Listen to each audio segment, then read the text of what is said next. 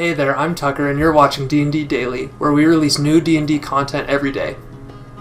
If you're looking for D&D inspiration and information, then you're in the right place, because today we're talking about the gnome with a penchant for tension, the Prankster.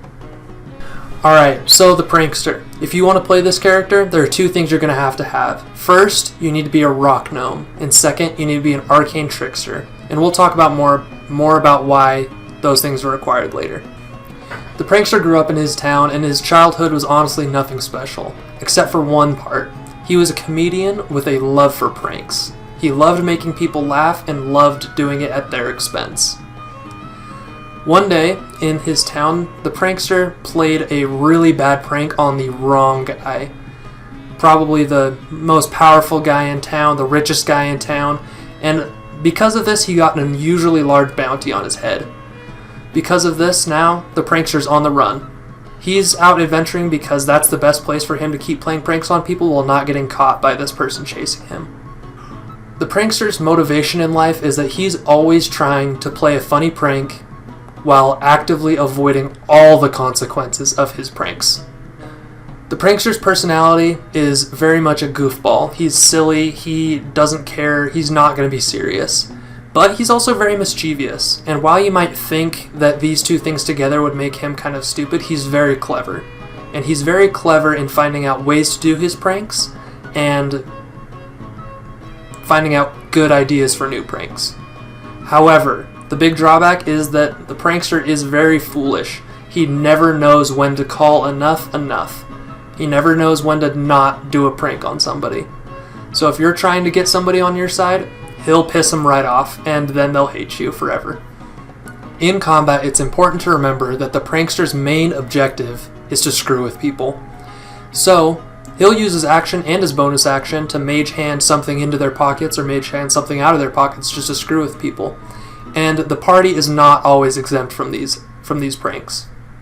However, the Prankster still wants to be alive and doesn't have a death wish, so therefore he'll still try and get his sneak attack in every once in a while to help out the party. Out of combat, the Prankster is always going to be looking for the next prank. And like I said earlier, the Prankster might not be your party's favorite, so you might have to tone it down a little bit, because the Prankster will always prank whoever he thinks is the funniest to prank, and sometimes that's exactly the person that the party needs to get help from. Getting back around to it, the reason that the Prankster needs to be a Rock Gnome is because of his Tinker trait, which allows him to make little gadgets that he can use for his pranks. And some of these are like little wind-up toys or music boxes, but I also imagine that he uses things like smoke bombs or stink bombs to try and screw with people around him. When the Prankster tries to pull a prank on somebody, he would use his mage hand to either pickpocket something off of them, or to pickpocket one of his little gadgets onto them, and just wait to see the chaos ensue as the stink bomb erupts out of their pocket, or as they fumble around and reach for their coin purse and just can't find it. And he would sit in the corner and just die laughing at this, and probably immediately get found out that he was the Prankster because they would see him laughing. The Prankster is very much a creative character. It needs somebody creative to play it, because the sky's the limit with what he can do. With his Mage Hand Legerdmain and all of his Tinkerer traits, he can do whatever he wants. He can pants somebody, he can take their wallet, he can take their components pouch, he can put a frog in their pocket. Anything that you can think of, he can do. In the Prankster's downtime, he would always be building gadgets for his next big prank. Each long rest he could build one of these gadgets, so he's always going to be doing that.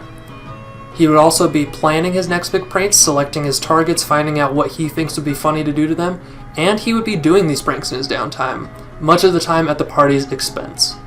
Now, the key mechanics for the Prankster is a couple things. First off is the Arcane Trickster Mage Hand Legerdmain. What this ability does is it makes his mage hand invisible, and it allows him to perform some of the following actions. You can pickpocket somebody, you can reverse pickpocket somebody, placing something into their pockets, or you can pick a lock at range. You can do all these from about 30-foot range, and that's huge for this character. When you do these actions, it requires a contested sleight of hand on the Arcane Trickster side against the target's perception. So it is very necessary for him to also have a high sleight of hand. And that is exactly why one of this character's rogue expertises is going to go into sleight of hand. The next key mechanic is him being a rock gnome, and we kind of touched on his tinker trait. This tinker trait allows him to make his little gadgets that he uses for his pranks, and only the rock gnome can do this. So it is extremely important that this character is a rock gnome. Next is one that you might not have thought of, and it is a cantrip that he takes along with Mage Hand, and that is mending.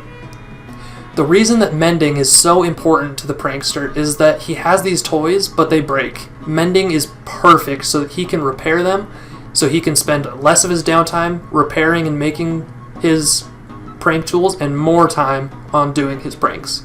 Another spell that I think is perfect for him is Tasha's Hideous Laughter. While it doesn't fit with him being able to do pranks, I love the idea that if he can't make you laugh by doing his pranks, he'll make you laugh by force through Tasha's Hideous Laughter. The last key mechanic is Fade Away. Fade Away is a racial feat that only gnomes can have.